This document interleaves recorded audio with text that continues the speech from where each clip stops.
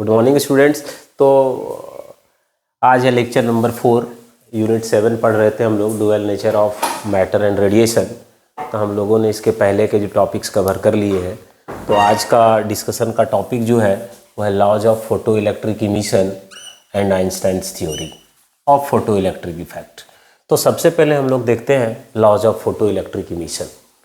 तो laws of photo electric effect या laws of photo electric emission, ये photo electric emission के लिए जो मुख्य बातें, जो ज़रूरी बातें हैं फोटो इलेक्ट्रिक इफेक्ट के या फोटो इलेक्ट्रिक इमिशन के, तो इसके लिए जो मुख्य बातें, जो ज़रूरी बातें निकल के आया था experimental study of photo electric effect में। जो एक्सपेरिमेंटल स्टडी था फिलिप लिनार्ड और R.A. मिलिकन साहब का, तो उन लोगों के उस एक्सपेरिमेंटल स्टडी से जो कंक्लूडिंग बातें निकल के आया, जो टर्म आया, उन्हीं को फिलिप लिनार्ड ने laws of photo electric emission कहा। तो यहाँ पर मुख्य रूप से 4 इंपॉर्टेंट बातें हैं जो laws of photo electric emission या laws of photo electric effect कहलाता है। तो 4 बात में सबसे पहले निकल के आएगा कॉन्सेप्ट का बात कि intensity of incident radiation, intensity of incident radiation एक। दूसरा बात निकल करके आएगा, एक्सप्लेन करेंगे, दूसरा बात निकल करके आएगा थ्रेशोल्ड फ्रीक्वेंसी का, थ्रेशोल्ड फ्रीक्वेंसी ऑफ।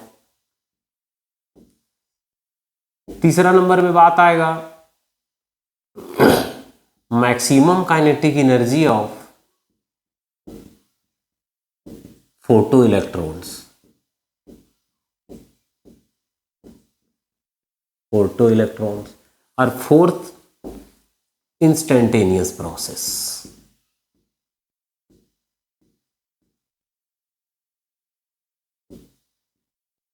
देखिए क्या क्या है 4 लॉ। फर्स्ट लॉ में चर्चा होगा इंटेंसिटी ऑफ इंसिडेंट रेडिएशन का, दूसरा में डिस्कशन होगा थ्रेशोल्ड फ्रीक्वेंसी का, तीसरा में डिस्कशन होगा maximum kinetic energy of photo electrons का, और फोर्थ में डिस्कशन होगा इंस्टेंटेनियस प्रोसेस है फोटो इलेक्ट्रिक इमिशन। सो आइए एक एक करके एक्सप्लेन करें। तो first of all intensity of incident radiation. हमें मालूम है कि यदि किसी मेटल सरफेस, मान लें कि ये मेटल सरफेस है,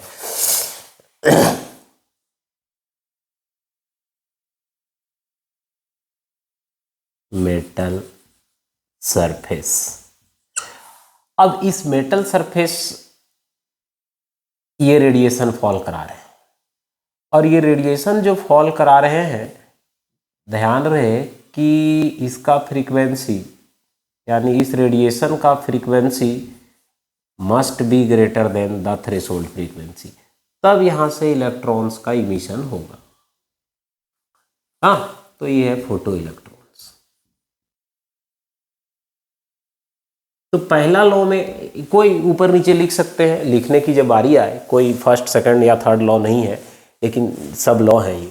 तो इंटेंसिटी ऑफ इंसिडेंट रेडिएशन में क्या है कि यदि ये रेडिएशन का फ्रीक्वेंसी थ्रेशोल्ड फ्रीक्वेंसी से ज़्यादा है, तो जिस रेट से आप इंटेंसिटी बढ़ाते जाएंगे, वही रेट से rate of emission of photo electrons भी बढ़ता जाएगा। यानी कि rate of emission of photo electrons from a metal surface is directly proportional to the intensity of incident radiation above the threshold frequency।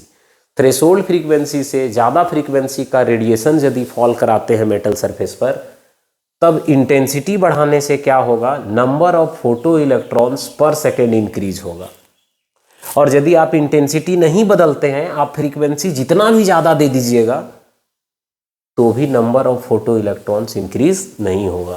तो number of photo electrons increase होगा या rate of emission of photo electrons जो है वो निर्भर करता है intensity of incident radiation पे।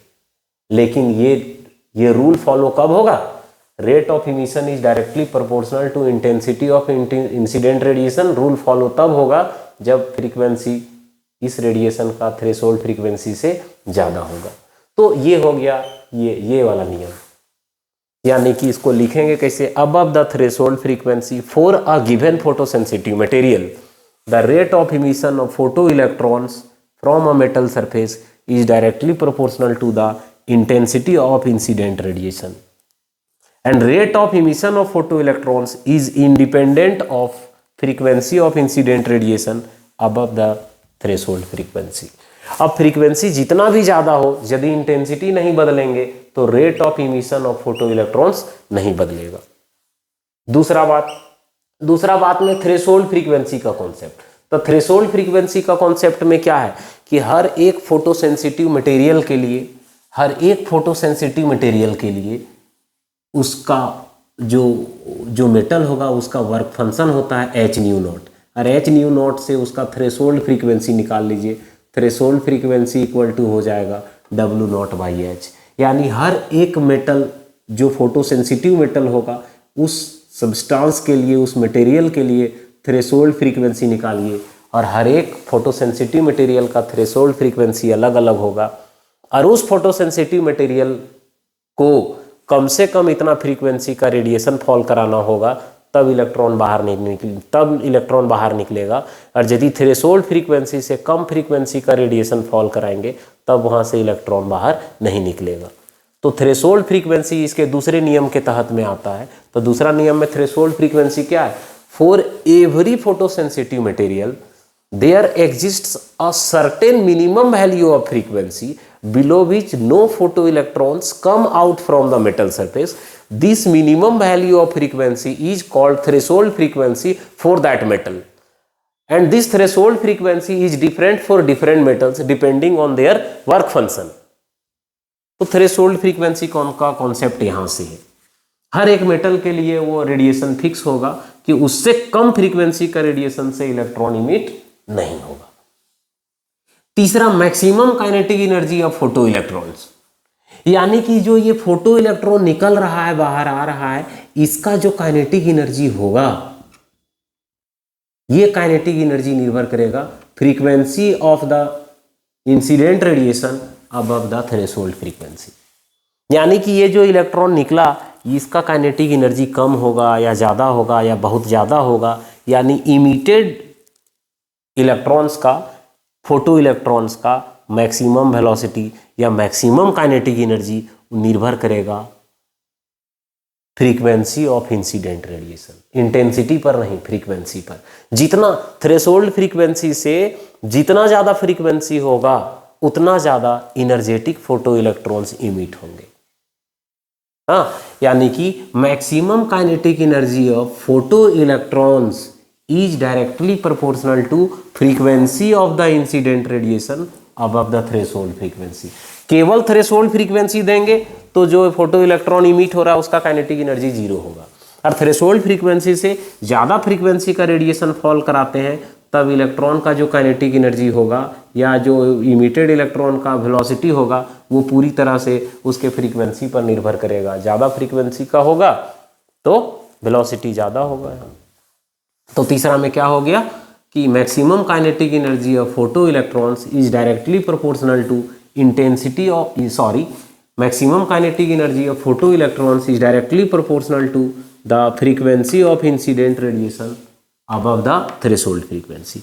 एंड नंबर 4, तो ये 4 लॉ कौन कौन हो गया? एक इंटेंसिटी से रिलेटेड बात की इंटेंसिटी क्या प्रभावित करेगा, दूसरा थ्रेशोल्ड फ्रीक्वेंसी हर मटेरियल के लिए अलग अलग होगा, क्या होता है, तीसरा maximum kinetic energy of photo electron निर्भर किस पे करता है, number 4 instantaneous process, photo electric emission, photo electric effect is an instantaneous process, that is there is no specific time lag, समय बहुत कम लगता है।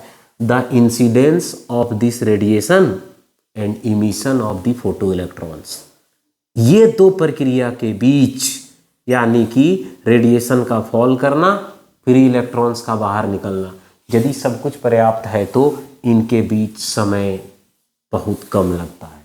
There is no specific time lag, और टाइम लैग होगा भी तो लेस देन 10⁻⁻⁹ सेकेंड, इससे भी कम समय में this process occurs, that is photo electric emission is an instantaneous process, यानी कि इनका यहाँ टकराना, इनका यहाँ बाहर निकलना, ये इनके बीच का time less than 10⁻⁹ second, nano second से भी कम समय लगता है। सो ये था laws of photo electric effect, laws of photo electric emission. 4 explain करते समय ध्यान रखना है। एक एक्सप्लेन करेंगे आप intensity of incident radiation, threshold frequency, maximum kinetic energy of photo electrons, उसके बाद कि फोटो इलेक्ट्रिक इमिशन जो है, फोटो इलेक्ट्रिक इफेक्ट जो है वो एक इंस्टेंटेनियस प्रोसेस है। अब हम लोग आगे देखेंगे आइंस्टाइन्स थ्योरी। अब देखेंगे Einstein's theory of photo electric effect.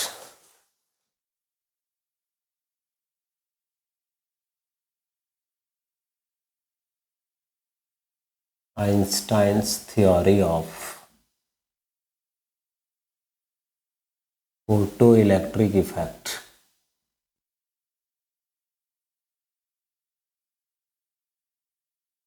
यानी कि फोटो इलेक्ट्रिक इमिशन जो प्रोसेस है, फोटो इलेक्ट्रिक इफेक्ट जो प्रोसेस है, इस प्रोसेस को अल्बर्ट आइंस्टाइन ने एक्सप्लेन किया और उनका एक्सप्लेनेशन का जो थ्योरी है या जो कॉन्सेप्ट है या जो भी फार्मूला निकल करके आया उनके एक्सप्लेनेशन में वो हम लोग देखेंगे।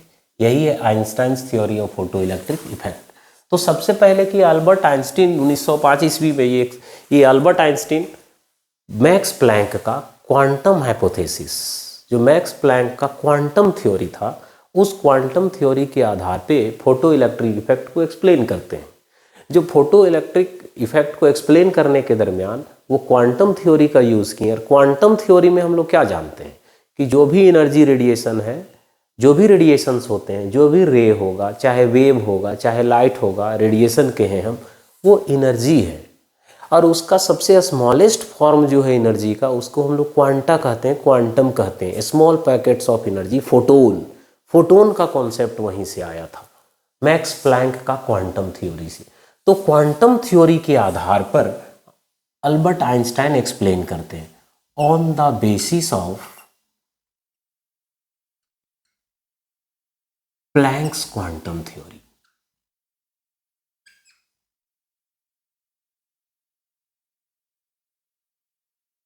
प्लैंक के क्वांटम थ्योरी के आधार पे, और इस क्वांटम थ्योरी में क्या कहा गया था कि light is made of photons, photon से बना हुआ है। तो इस थ्योरी के आधार पे वो एक्सप्लेन करते हैं।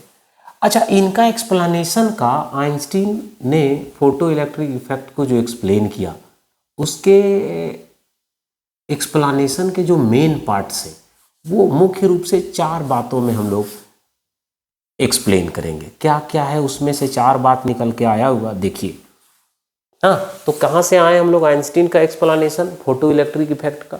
तो मैक्स प्लैंक क्वांटम थ्योरी के आधार पे एक्सप्लेन किए। और क्वांटम थ्योरी में हम लोग क्या कहें कि लाइट फोटोन से बना हुआ है, उस कॉन्सेप्ट का यूज़ किया अल्बर्ट आइंस्टाइन ने। और अल्बर्ट आइंस्टाइन के फोटो इलेक्ट्रिक इफेक्ट के एक्सप्लेनेशन में ये 4 मुख्य बातें देखेंगे हम। 4 मुख्य बात में क्या बोले कि photo electric effect is N interaction of 2 particles, interaction of 2 particles. तो सबसे पहले अल्बर्ट आइंस्टीन ने क्या कहा कि photo electric effect is the interaction of 2 particles.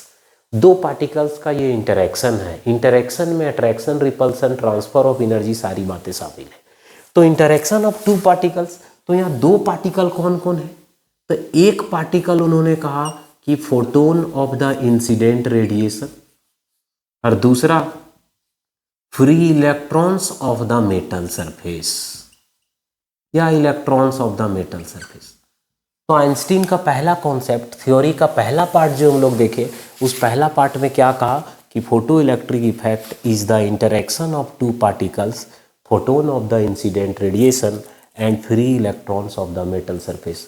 Actually यही 2 पार्टिकल्स के बीच इंटरेक्शन होता है, एनर्जी का ट्रांसफर होता है, और वही प्रोसेस है photo electric emission, photo electric effect. पहला थ्योरी, पहला इनका कॉन्सेप्ट। दूसरा पार्ट में बोला कि जो इलेक्ट्रॉन्स होते हैं, वो जो फ्री इलेक्ट्रॉन्स होते हैं मेटल सरफेस के, वो इतना फ्री नहीं होते कि सरफेस छोड़ के बाहर निकल जाए। वो सरफेस से बंधे हुए होते हैं, सरफेस में ही मूव करने के लायक होते हैं। सरफेस छोड़कर अपने आप बाहर नहीं आ सकते, रूम टेम्परेचर पे बाहर नहीं आ सकते, और ना ही मॉडरेट इलेक्ट्रिक फील्ड पे बाहर आ सकते हैं। तो वो कॉन्स्टेंट फोर्सेस के साथ बंधे हुए रहते हैं, बैरियर के साथ बंधे हुए रहते हैं। तो इलेक्ट्रॉन्स को यदि बाहर निकलना है मेटल सरफेस से, तो उस कांस्टेंट फोर्सेस को पोटेंशियल बैरियर से बाहर आना होगा, तो वर्क फंक्शन का जरूरत पड़ेगा। तो इनका भी कॉन्सेप्ट में वर्क फंक्शन का बात आया। तो पहला बात में अल्बर्ट आइंस्टीन ने कहा, photo electric emission is the interaction of two particles, photons of incident radiation and free electrons of metal surface. And the second one is free electrons are constant with the constant forces within the metal surface, and free electrons must gain energy to liberate from the metal surface, and this required energy is called work function. तो उस free electrons को उस metal surface से बाहर निकलने के लिए जो एनर्जी की आवश्यकता होगी, उसी को हम लोग कहेंगे वर्क फंक्शन है। तीसरा बात में उन्होंने कहा कि जो इंसिडेंट रेडिएशन का एनर्जी होगा वो 2 पार्ट्स में यूज होगा, energy in 2 parts, 2 parts of energy, यानी इंसिडेंट रेडिएशन का जो एनर्जी होगा वो 2 पार्ट में यूज होगा। 2 पार्ट में कैसे यूज होगा? एक पार्ट चला जाएगा वर्क फंक्शन प्रोवाइड करने में, और दूसरा पार्ट जो एनर्जी का होगा वो इमिटेड इलेक्ट्रॉन को काइनेटिक एनर्जी प्रोवाइड करेगा। तो आइंस्टीन थ्योरी का तीसरा मुख्य बिंदु क्या है कि energy of incident radiation is used in 2 ways. Its first part is used to provide the work function to the metal surface, and remaining part of the energy of incident radiation is used in providing the maximum kinetic energy of the emitted photoelectrons। तो ये था तीसरा concept Einstein के theory का। Einstein का फिर उनके मुख्य जो थ्योरी का जो एक्सप्लेनेशन का मुख्य बिंदु नंबर 4 बिंदु में था कि less than 1% photons are capable to eject the electrons from the metal surface। यानी कि जितने भी फोटोन्स रेडिएशन जो फॉल कर रहा है मेटल सरफेस पे, उस रेडिएशन में जितने भी फोटोन्स हैं उसमें लगभग 1% फोटोन्स में ही इतना काबिलियत होता है कि फ्री इलेक्ट्रॉन्स को मेटल सरफेस से इमिट करा सके, इजेक्ट करा सके। तो आइंस्टीन का जो कॉन्सेप्ट था, एक्सप्लेनेशन था फोटो इलेक्ट्रिक इफेक्ट का, उस थ्योरी में 4 मुख्य बातें क्या क्या है। तो there main points are interaction, photo electric effect is the interaction of 2 particles और interaction between the 2 particles, photons of incident radiation and free electrons of the metal surface. दूसरा मुख्य बिंदु उन्होंने कहा कि इलेक्ट्रॉन जो होते हैं वो मेटल सरफेस में कॉन्स्टेंट फोर्स के साथ बंधे हुए होते हैं, उससे पार पाने के लिए उनको एक्स्ट्रा एनर्जी का जरूरत पड़ेगा बाहर निकलने के लिए, उसी को वर्क फंक्शन कहा। तीसरा बात में उन्होंने कहा कि the energy of incident radiation is used in 2 ways. Its first part is used to provide the work function to the metal surface, and remaining part of the energy of incident radiation is used in providing the free electrons for their maximum kinetic energy। And fourth point was जो incident radiation था, उस radiation में 1% के आसपास या उससे भी कम photons में इतना काबिलियत, क्षमता होता है कि इलेक्ट्रॉन्स को इमिट करा सके। अब आइंस्टाइन्स का फोटो इलेक्ट्रिक इक्वेशन जो है सो हम लोग कैलकुलेट करते हैं। Photo electric equation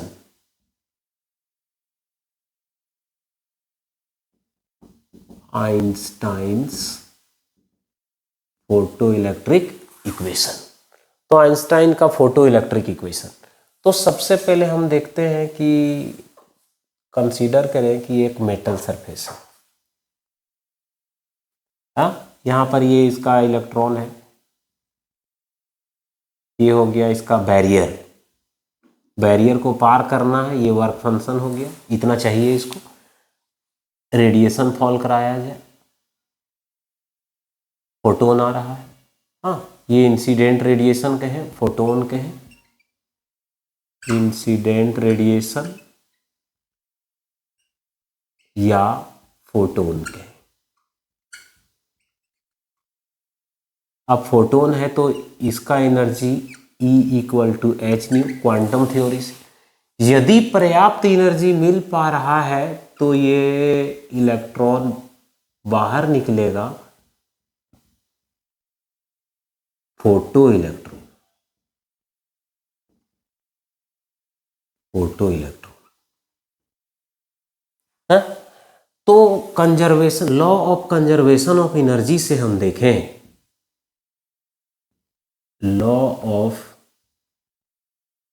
conservation of energy से हम देखें तो ये जो इंसिडेंट रेडिएशन का एनर्जी है से इट ई, ये एनर्जी दो पार्ट में यूज होगा, E1 प्लस E2, दो पार्ट में।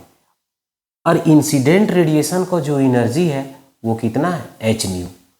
और हमने क्या कहा कि दो पार्ट में ये एनर्जी यूज होगा, एक वर्क फंक्शन प्रोवाइड करेगा, so this is the work function, और दूसरा क्या प्रोवाइड करेगा, maximum kinetic energy to the photo electrons है।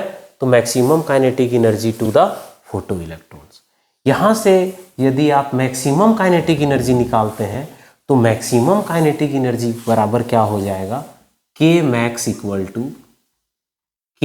इक्वल टू हो जाएगा H nu minus work function. ये निकालना है, इधर आ गया H nu minus work function. और हमें मालूम है कि यदि फ्रीक्वेंसी केवल थ्रेशोल्ड के बराबर हो, if nu is equal to nu naught, then kinetic energy is, emitted electrons का काइनेटिक एनर्जी जीरो होगा। यदि फ्रीक्वेंसी केवल थ्रेशोल्ड फ्रीक्वेंसी के बराबर है तब तो केवल वर्क फंक्शन मिलेगा, एक्स्ट्रा एनर्जी तो मिल नहीं पाएगा, तो काइनेटिक एनर्जी जीरो होगा। वही लिखे हैं, if frequency of incident radiation is equal to threshold frequency then kinetic energy is zero. यदि फ्रीक्वेंसी के जगह हम थ्रेशोल्ड फ्रीक्वेंसी लिखते हैं तो काइनेटिक एनर्जी जीरो हो जाएगा। तो इस केस में क्या देखते हैं हम, तो काइनेटिक एनर्जी जीरो हो गया। इसके जगह हम क्या पुट करेंगे, एच, फ्रीक्वेंसी के जगह में new not minus work function, यानी कि यहां से निकालेंगे तो वर्क फंक्शन इक्वल टू कितना निकल जाएगा, यहां से देखें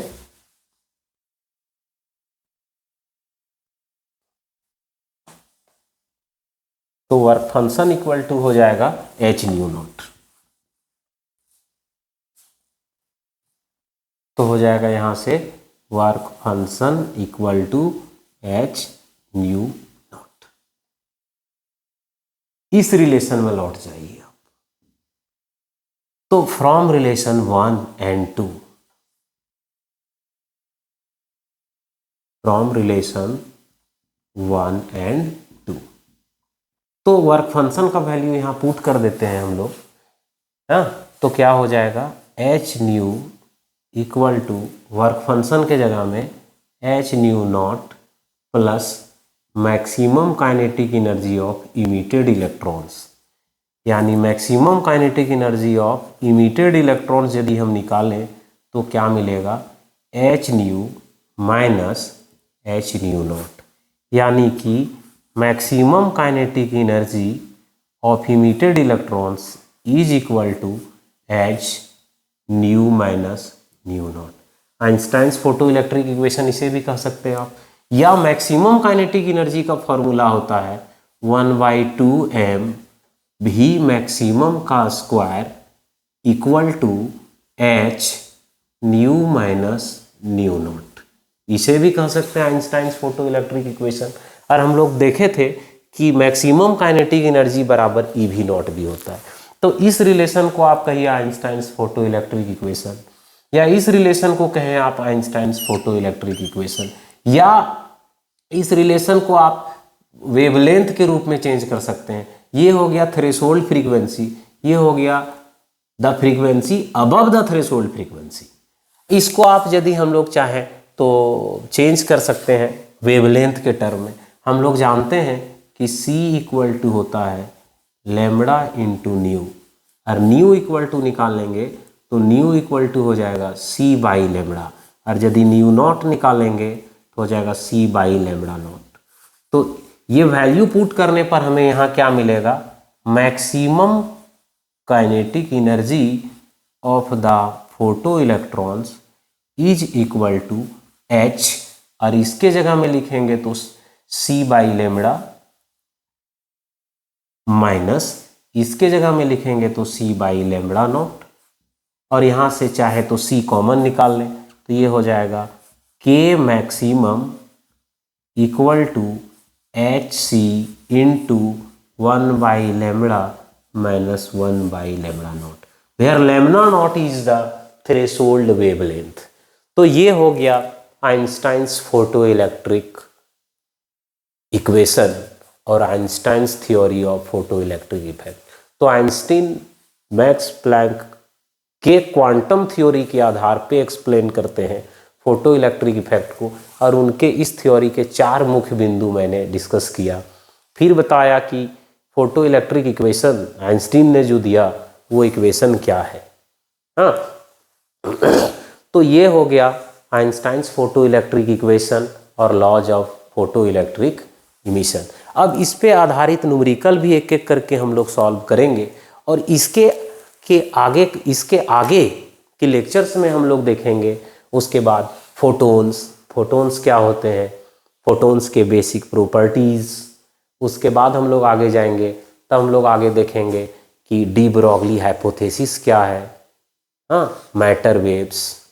उसके बाद de Broglie wavelength, de Broglie wave equation या de Broglie wavelength of an electron, ये सारी चीज़ें हम लोग एक एक करके देखेंगे। तो इस फॉर्मूला पे के आधार पे, हाँ, आइंस्टाइन का जो इक्वेशन हम लोग देख रहे हैं, maximum kinetic energy equal to H nu minus nu naught, इस पे आधारित ढेर सारे न्यूमेरिकल्स बनते हैं।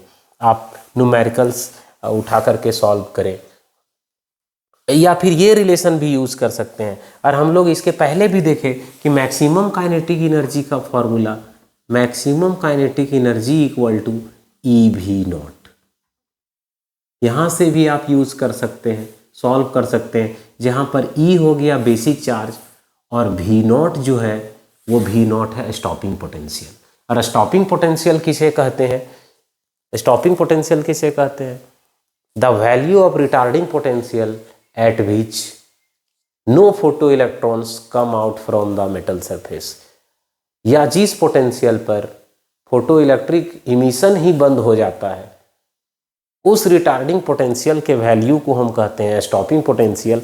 कैपिटल V और बेस में 0 से डिनोट करते हैं। हाँ, तो ये भी एक इम्पॉर्टेंट रिलेशन है। तो ओवरऑल अब तक हम लोगों ने जो रिलेशन देखा वो क्या क्या रिलेशन निकल के आया। एक तो वर्क फंक्शन और थ्रेशोल्ड फ्रीक्वेंसी का बीच का relation W not equal to H nu not. फिर हम लोगों ने देखा maximum kinetic energy equal to EV not. उसके बाद हम लोग आइंस्टाइन का इक्वेशन देखे, maximum kinetic energy equal to H nu minus nu not, या maximum kinetic energy is equal to HC 1 by lambda minus 1 by lambda not.